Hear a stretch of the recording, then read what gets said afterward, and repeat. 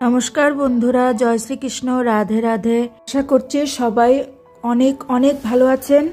আজকে কথা বলবো গোলাপের ডাল কালো হয়ে যাওয়া, গোলাপের পাতা হলুদ হয়ে ঝরে পড়া বা কুড়ি ঝরে পড়া, এই সমস্তগুলো কেন হয়। সঙ্গে এটাও জানতে পারবেন যে এই সিজনে, এখন শীতের সিজনে গোলাপের বেস্ট সিজন, এই সিজনে আপনারা আপনাদের গোলাপ গাছে কিভাবে অনেক অনেক বেশি কুড়ি আনবেন এবং অনেক অনেক বেশি ফুল পাবেন। এই বছর আমি অনেকগুলো গোলাপ গাছ বাগানে করেছি এবং কিভাবে এত ফুল আনছি বা যেগুলো এত কুড়ি আসছে, আমার প্রত্যেকটা গোলাপ গাছে কিন্তু অনেক অনেক কুড়ি আসছে এবং ফুলও হচ্ছে। কুড়িগুলো সাইজে অনেকটাই বড়। কিছু এমন জিনিসও থাকে যেগুলোর উপরে আমাদের খুব ভালো করে নজর রাখতে হয়, তাহলেই আমাদের গোলাপ গাছগুলো সুস্থও থাকবে, সবুজ থাকবে আর অনেক অনেক গোলাপ ফুলও ফুটবে। যেমন দেখুন, গোলাপের জন্য সবার আগে যেটা প্রয়োজন সেটা হচ্ছে রৌদ্র। যেখানে সারাদিনের রৌদ্র পায় সেরকম জায়গায় আপনারা গোলাপ গাছ রাখবেন। গোলাপ গাছ এমনিতেও রৌদ্র না পেলে কিন্তু গোলাপ গাছে ফুল এমনিতেও আসবে না। যদি আপনার গাছটা রৌদ্রেই রাখা আছে তা সত্ত্বেও ফুল আসছে না, তাহলে কিছু কারণ থাকতে পারে। তো বন্ধুরা, সম্পূর্ণ ভিডিওটা দেখতে থাকুন, হয়তো এই ভিডিওতে আপনার সমস্যার সমাধান হতেও পারে। বন্ধুরা, সব থেকে প্রথমে যেটা আমাদের করতে হবে, গোলাপ গাছকে রৌদ্রে রাখতে হবে আর সবসময় চেক করতে হবে যে কোনো ডাল কালো হয়ে যাচ্ছে কিনা। এরকম গোলাপ গাছের ডাল যদি কালো হয়ে যায়, আপনারা খুব ধারালো একটা কাটার দিয়ে, যেটা দিয়ে একবারেই আপনার ডালটা কেটে যাবে, সেরকম ডাল একটা কাটার দিয়ে আপনারা ডালগুলো কেটে ফেলবেন। প্রত্যেকটা কাটা ডালের মাথার ওপরে আপনারা সামান্য করে ফাঙ্গিসাইড লাগিয়ে দেবেন। যদি আপনাদের কাছে ফাঙ্গিসাইড না থাকে, আপনারা হলুদ লাগিয়ে দিলেও চলবে।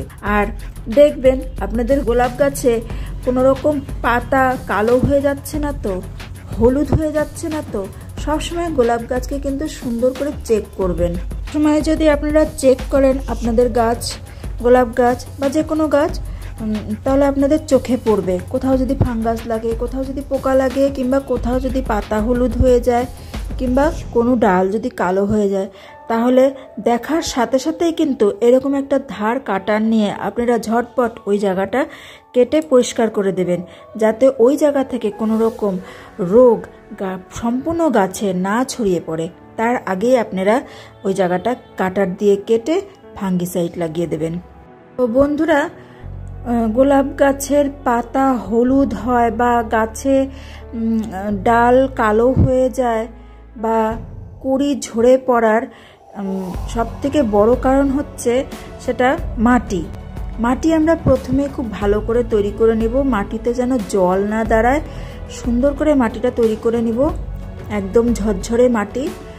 আর খুব একটা বেশি জল দেওয়া প্রয়োজন নেই, কিন্তু মাটি দেখে বুঝে তারপরেই আমরা পরবর্তীতে গাছে আবার জল দিব। এই মাটি একটু খুঁড়ে দেখলেই বোঝা যাবে। 1-2 ইঞ্চি মাটি যদি শুকনা থাকে তখন আমরা গাছে জল দিব।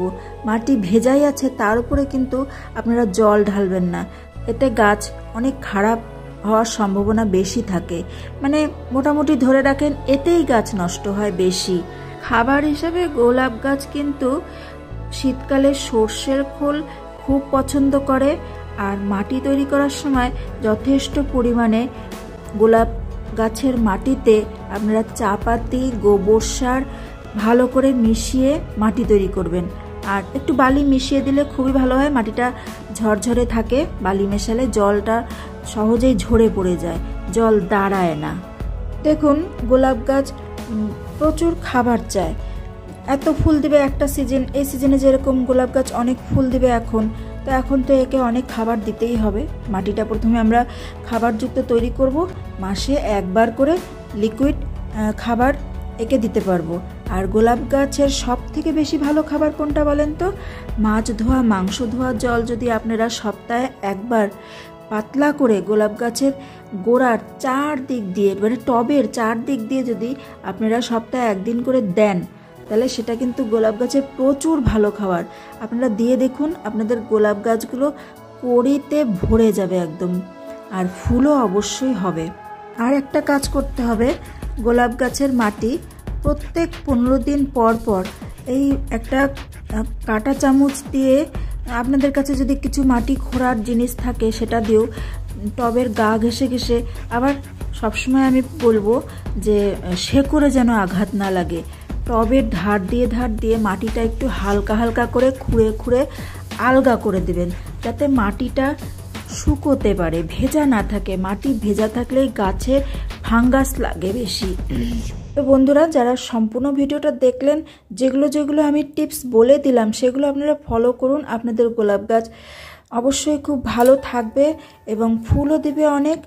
আর ভিডিওটা যদি ভালো লাগে অবশ্যই একটা লাইক করবেন।